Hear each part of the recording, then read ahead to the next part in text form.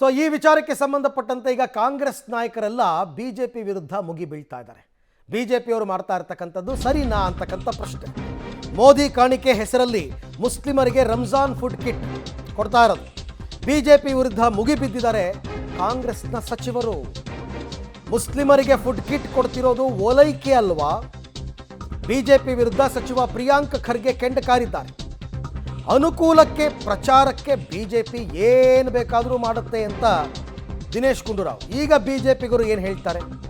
ನಾವು ಮುಸ್ಲಿಮರಿಗೆ ಮೀಸಲಾತಿ ಕಲ್ಪಿಸೋದಕ್ಕೆ ಹೊರಟ್ರೆ ಅದನ್ನು ದೊಡ್ಡ ಮಟ್ಟದಲ್ಲಿ ಅಪೋಸ್ ಮಾಡಿದ್ರು, ರಾಷ್ಟ್ರೀಯ ಮಟ್ಟದಲ್ಲಿ. ಅಯ್ಯೋ, ಅದು ಲೋಕಸಭೆಯಲ್ಲೆಲ್ಲ ಪ್ರತಿಧ್ವನಿಸ್ತು.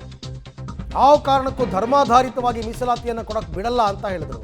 ಈಗ ನೀವು ಮಾಡ್ತಿರೋದೇನು ಪ್ರಶ್ನೆ ಮಾಡಿದ್ದಾರೆ ಕಾಂಗ್ರೆಸ್ ನಾಯಕರು. ಸೌಗಾದೆ ಮೋದಿ ಎಲ್ಲಿ 32 ಲಕ್ಷ ಕಿಟ್ ಕೊಡ್ತೀನಿ ಅಂದರೆ ಇದು ಮುಸ್ಲಿಂ ಓಲೈಕೆ ಅಲ್ವಾ?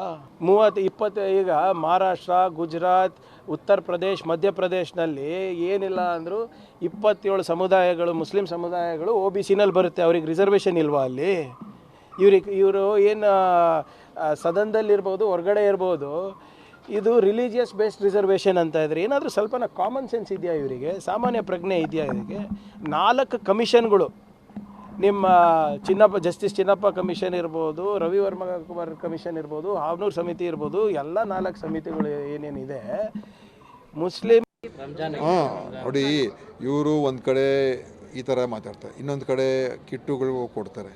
ಸೊ ಅವ್ರಿಗೆ ಅನುಕೂಲ ಇದ್ದಾಗ ಅವರ ಒಂದು ಪ್ರಚಾರಕ್ಕೆ ಮಾಡೋದು ಸಂದರ್ಭದಲ್ಲಿ ಇದೆಲ್ಲ ನೋಡಿ, ಎಲ್ಲ ನಾವು ಈ ದೇಶದಲ್ಲಿ ಎಲ್ಲರೂ ಒಂದೇ. ಸುಮ್ಮನೆ ನೀವು ಹಿಂದೂ, ಮುಸ್ಲಿಂ, ಕ್ರಿಶ್ಚಿಯನ್ ಅಂತ ಹೇಳ್ಕೊಂಡು ತಿರುಗಾಡ್ಕೊಂಡಿವರು ಬೇಕು ಅಂತ ಇದನ್ನು ಮಾಡುವಂಥದ್ದು ಉದ್ದೇಶಪೂರ್ವಕವಾಗಿ, ಅದು ಸರಿಯಲ್ಲ ಅಂತ ನಾನು ಹೇಳಿದ್ದೀನಿ. ಈಗ ಅದ್ರ ಬಗ್ಗೆ ಹೇಳಿ, ಕಮೆಂಟ್ ಮಾಡಲಿ. ಈಗ ಇವರೆಲ್ಲ ಮಾತಾಡ್ತಾರಲ್ಲ, ಅದ್ರ ಬಗ್ಗೆ ಹೇಳಿ. ಈಗ BJP ಯಾರು, ವಿಜಯೇಂದ್ರ ಇರ್ಬೋದು, ಆರ್ ಅಶೋಕ್ ಇರ್ಬೋದು, ಅಶ್ವಥ್ ನಾರಾಯಣ್ ಇರ್ಬೋದು, CT ರವಿ ಇರ್ಬೋದು, ಹೇಳಿ ಇದ್ರ ಬಗ್ಗೆ ಏನಿದು ಅಂತ, ಯಾಕೆ ಮಾಡ್ತಾ ಇದ್ದಾರೆ, ಇದು ಉತ್ತರ ಕೊಡಲಿ ಅದಕ್ಕೆ. ನೋಡಿ.